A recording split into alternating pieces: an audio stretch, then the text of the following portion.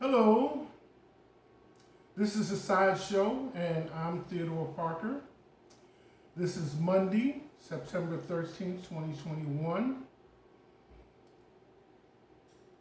Still talking about wearing the mask,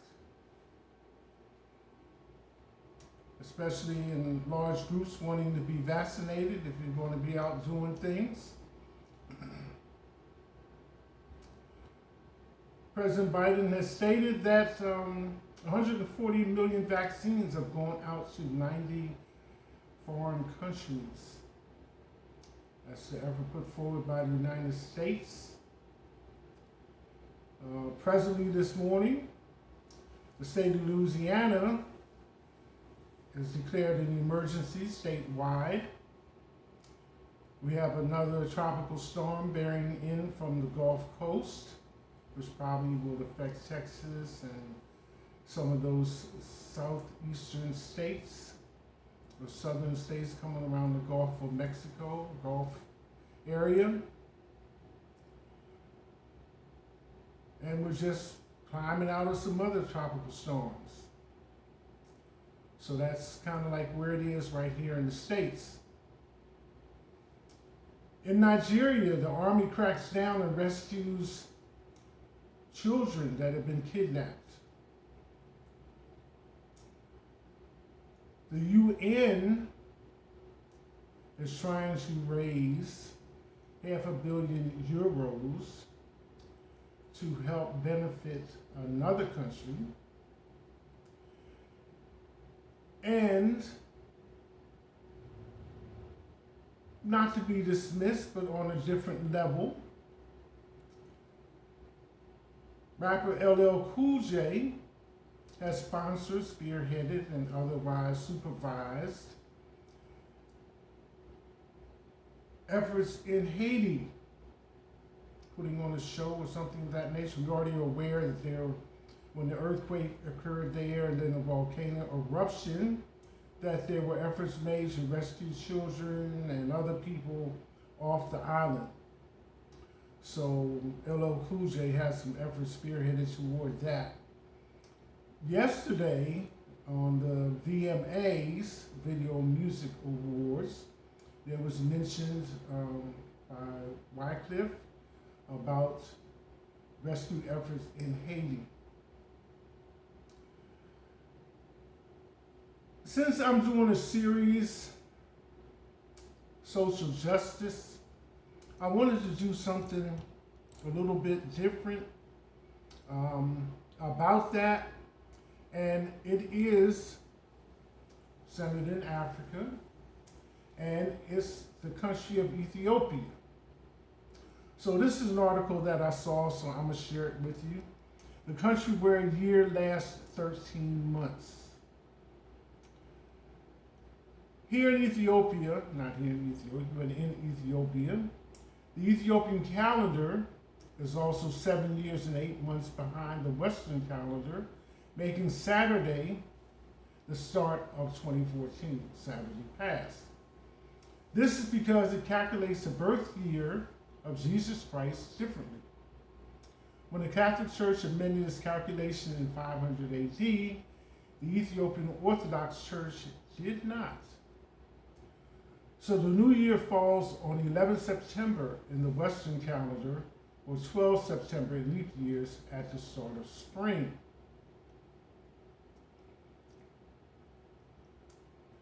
Time is also counted different, with the day divided into two 12-hour slots, starting from 6 a.m., which would make both midday and midnight 6 o'clock in Ethiopian time. So if someone arranges to meet you in Addis Ababa at 10 o'clock for a cup of coffee, Ethiopia is, after all, the birthplace of the Arabic bean. Don't be surprised if they rock up at 1600 military time, 4 p.m. Number 2, only African country never colonized.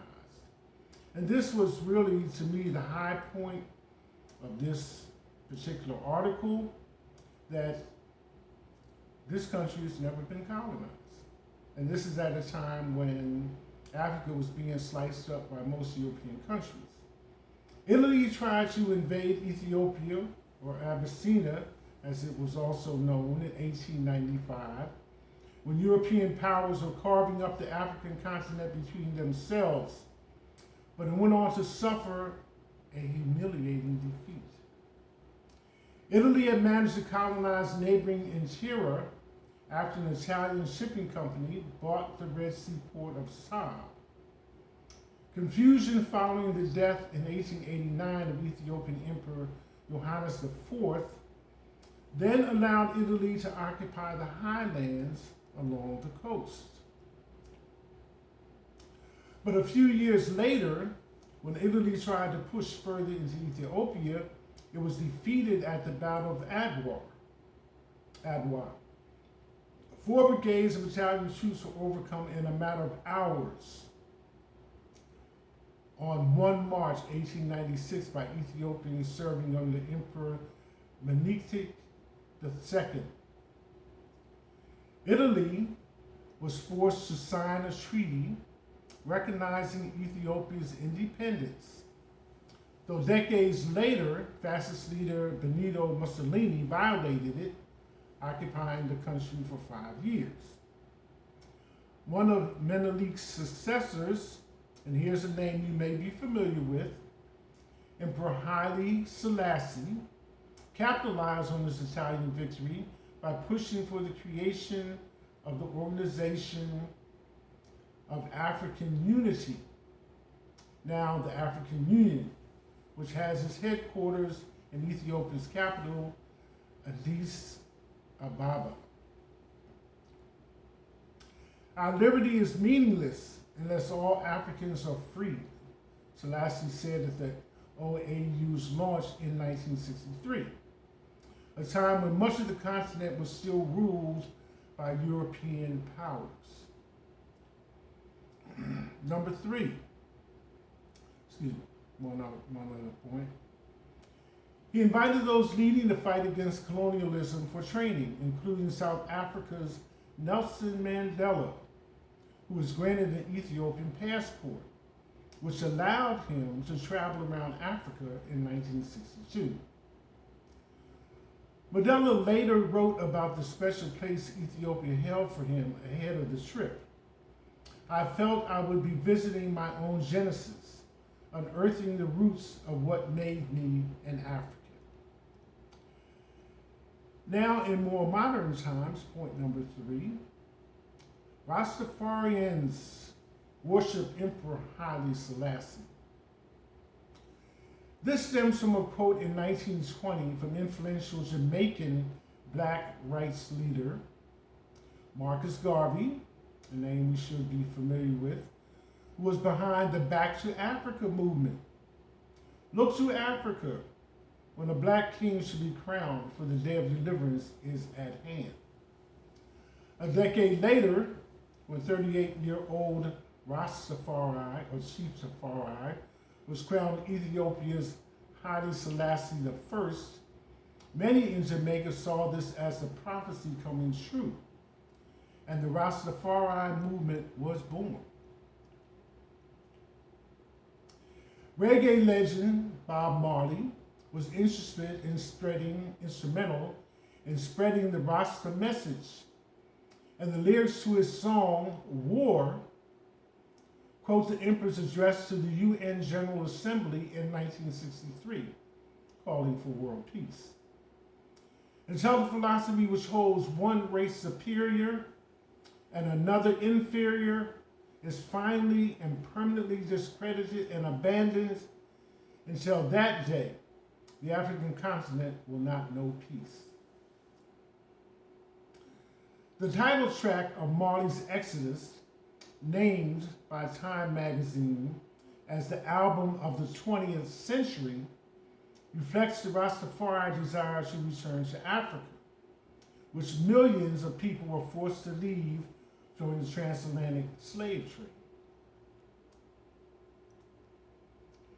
To this day, a small Rastafarian community lives in the Ethiopian town of Shashamene, 225 kilometers, 150 miles south of Addis Ababa, on land granted by Sallisie to black people from the West that supported him against Mussolini. Sallisie, an Orthodox Christian, may not have been a Rasta believer, insisting that he was not immortal, but Rastafarians still revere him as the Lion of Judah. This is a reference to Sallasie's alleged lineage, which Rastafarians and many Ethiopians believe can be traced back to the biblical King Solomon. Number 4, home to the Ark of the Covenant. For many Ethiopians, the sacred chest holding the 2 tablets with the 10 commandments, which the Bible says were given to Moses by God, is not lost. Hollywood's Indiana Jones, and you only have gone to the city of Aksum. The Ethiopian Orthodox Church says the Ark is under constant guard on the grounds of Aksum's Our Lady Mary of Zion Church, where no one is allowed to see it. Tradition has it that the church has this precious relic thanks to the Queen of Sheba, whose existence may be disputed by historians, but generally not by Ethiopians. They believe she traveled from Aksum to Jerusalem to visit King Solomon to find out more about his reputed wisdom in around 950 BC. The story of her journey and seduction by Solomon are detailed in the Kipra Naxos epic Glory of the Kings, an Ethiopian literary work written in the Giza language in the 14th century. It tells how Makeda, the queen of Sheba, gave birth to a son, Menelik, meaning son of the wise, and how years later he traveled to Jerusalem to meet his father. Solomon wanted him to stay and rule after his death, but agreed to the young man's wish to go home, sending him back with a contingent of Israelites, one of whom stole the ark, replacing the original with a forgery. When Malik found out, he agreed to keep it, believing it to be God's will that it stay in Ethiopia. And for the country's Orthodox Christians, it remains sacred and something they're still willing to protect with their lives. This was evident last year during the conflict that has erupted in Ethiopia's northern region of Tigray. Soldiers from Eritrea reportedly tried to loot Our Lady Mary of Zion Church in the aftermath of an horrific massacre. A civil servant in the city told the BBC that young people ran to the site to protect the ark. Every man and woman fought them. They fired guns and killed some, but we are happy as we did not fail to protect our treasures. Point number 5, home to first Muslims outside Arabia. If you were to go to Abyssinia, you will find a king who will not tolerate injustice. The Prophet Muhammad is said to have told his followers when they first faced persecution in the 7th century Mecca in the modern day Saudi Arabia. This was at the time the Prophet had just begun his sermons, which proved so popular that he was seen as a threat by the city's non-Muslim rulers. Taking his advice, a small group set off to the kingdom of Aksum,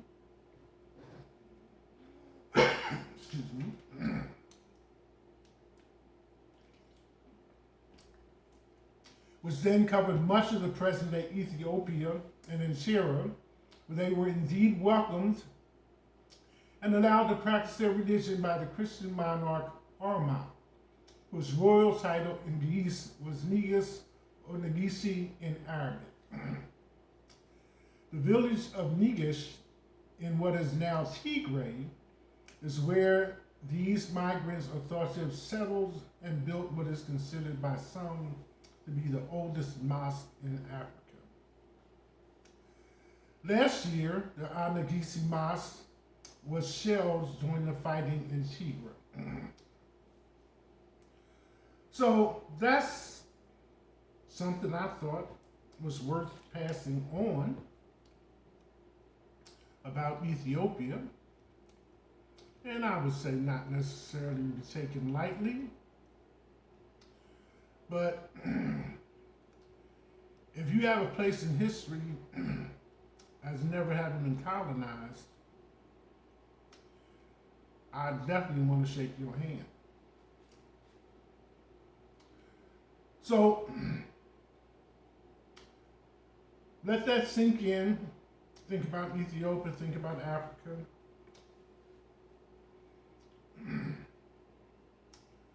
Switching gears a little bit, the Taliban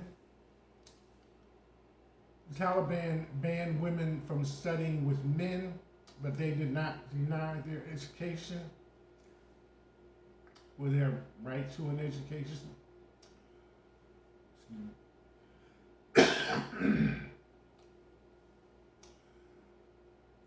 So,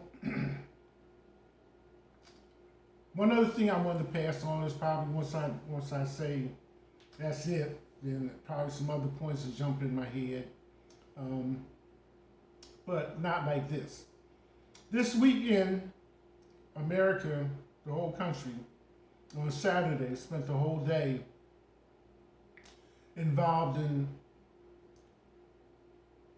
honoring or going over the events of 9/11 and honoring those who had lost their lives in that terrorist attack. And it pretty much lasted all day. I did have it on. Various family members. There was one particular story that I thought was pretty moving. I just happened to catch it on the fly, no disrespect intended. It was about this woman who was, I believe, coming down the stairwell and was trapped on the 16th floor, maybe 27 hours. And the person that was interviewing her, a man, was was asking her questions about her ordeal. Did she think she was going to survive? These type of things. So she was saying she was pinned in such a fashion that she couldn't really move, she couldn't really holler. She was just about giving up. And then I guess somebody that she knew just discovered her there and then proceeded to get the rescue that she needed. And so he also asked her a question about what did she think her family was thinking. So she said, well, I'm a kind of a small woman, and they were probably saying, well, she's little, she probably didn't make it, and this and that, and so forth and so on. Kind of gave up on her because she was slightly built, probably a petite woman. But she did survive, and she credits the years that have gone by since then, to how her faith has helped sustain her when she thinks back in that moment. Odds on favorite that she would survive and be rescued after that amount of time. So that's just something I thought I would comment. Speaking of 9/11, again, when the event occurred, the terrorists ran into the building, and the World Trade Center movie depicts the debris and the ash and everything else that was flowing through the streets. All of us are familiar, through film and through comedians, one-liners about Jehovah's Witnesses. Some movies will comment about Jehovah's Witnesses, just a line or two, but to the point where everybody knows when you say the name Jehovah's Witness, they know who you are talking about. Now, even comedians will make one-liners about Jehovah's Witnesses. So I wanted to bring this point to your attention since we just came through the 9/11 weekend. When the terrorists attacked the buildings there and people were looking for shelter, to get off the streets because of the conditions and things of that nature, Brooklyn has the watchtower on top of a building which I know everybody's familiar with in New York. So a lot of people that were seeking shelter and trying to get off the streets came to the watchtower building and were allowed to come in. Not all of New York, but let's say maybe 100, 150 people were allowed in and treated kindly and given assistance when that happened. So that's something you can kind of put in the back of your mind about Jehovah's Witnesses for future reference. Again, it's Monday, September 13th, 2021. That's it. Hashtag.